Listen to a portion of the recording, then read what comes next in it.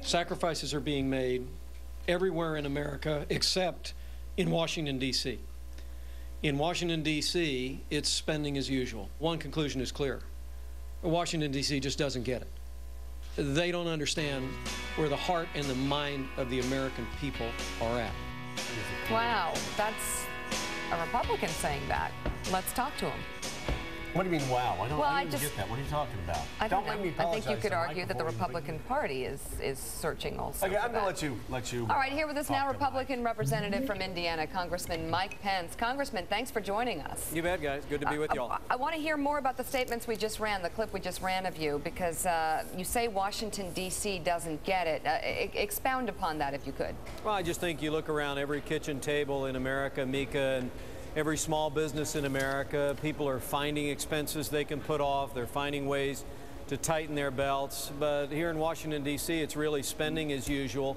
We're on a long string of borrowing and spending and bailouts. Last night here in the Senate, they passed the largest increase in discretionary spending since Jimmy Carter was president, with 9,000 earmarks. So I think Washington is pretty tone deaf. They're out of step with the sacrifices the American people are making, and candidly, so's this administration. The president's budget outlines a massive increase in spending and taxes, and we're going to tell the American people the president's plan in this recession spends too much, taxes too much, borrows too much, and Republicans have a better plan. I would agree with you on the earmarks, for sure. I'm concerned, though, about the criticism about a long spree of spending when we just came off 8 years of that run by the Republicans.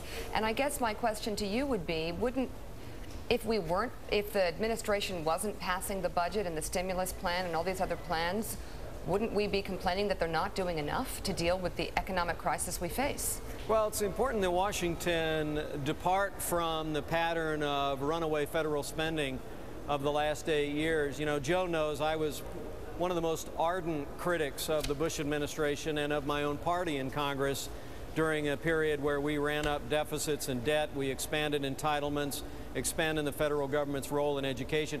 I think when the American people fired the Republican majority in '06 and to some extent again in 2008, they were saying, we don't want any more red ink, we don't want any more runaway spending as usual, we want a difference. But unfortunately, the Obama administration and Democrats on the Hill are doing more of the same. It's runaway federal spending on steroids, but the American people know we can't borrow and spend and bail our way back to a growing economy. What we got to do is get fiscal discipline in Washington, D.C., and add to that the kind of immediate tax relief that will release the entrepreneurial energy of every American small business and every family farm and every family. You know, Mike, by the way, it's the top of the hour. It's 8 o'clock on the East Coast. We're talking to Congressman Mike Pence, one of the Republican leaders in Congress.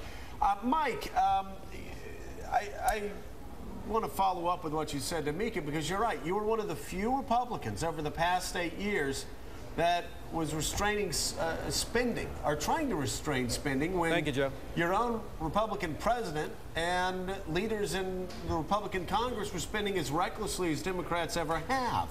And people get angry at me when I say that, but it's the truth, first of all, is it not, Mike? And secondly, how do you change the Republican brand so people can once again trust that Republicans are conservative and not just doing this because there's a Democratic president? Well, I think it's a very fair point. And I may have been the only one on the Hill talking about it, but you were criticizing Republicans on the airwaves of America, even though you're a loyal conservative yourself.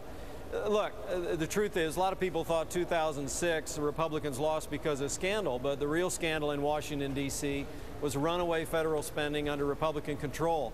How do we get it back? Number one, I think we have the humility to admit that we lost our way. But number two, I think Republicans need to get out there and be willing to make the tough choices, take the tough stands, as we did on the so-called stimulus bill, as Republicans overwhelmingly did in the House and the Senate on this omnibus bill that passed last night. Dig in, demand fiscal discipline, and be willing to take those tough votes. That's how we're going to win the credibility back on those issues. But it all begins by admitting that we lost our way, but we're going to get back to, as we say in Indiana, dancing with what brung us. Yep, Mike Barnacle. Hey, Congressman, I've always respected your consistency. Your great state, Indiana, home to Larry Bird and the University of Notre Dame, has been particularly devastated. Yeah, it has. Over the last couple of years, given the economic crisis in America. So, given the devastation, who's going to bail out your state? The American Red Cross or the federal government?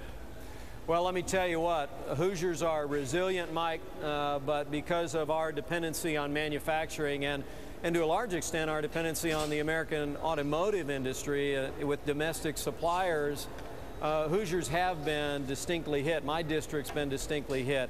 But I'll tell you what, you know who I believe in my heart's going to bail out Indiana is the people of Indiana and the people of America. If you give Hoosiers, small businesses, family farmers, working families, more of their hard-earned tax dollars this year to reinvest in ways that will create jobs and set right their own family balance sheet, we're going to bring Indiana's economy roaring back. We're going to bring back the economy of this country. But I just think, you know, we don't have enough money here in Washington, D.C. to bail out every failing business in America. Hoosiers know that. Americans know that. All right, Congressman Mike Pence, thank you very much for coming on Mike, the show great to see you again. Great to see you all. Appreciate it. And again, I agree with Mike.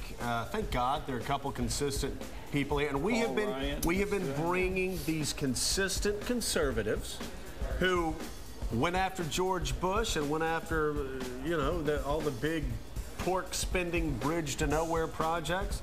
There are some people there that are consistent. Yeah, and it's good to hear from them. Yeah, absolutely. I think so. You're seeing younger people like this that aren't trying to play for sort of the K-State crowd. Or that aren't hypocrites because they were playing another game a few years ago.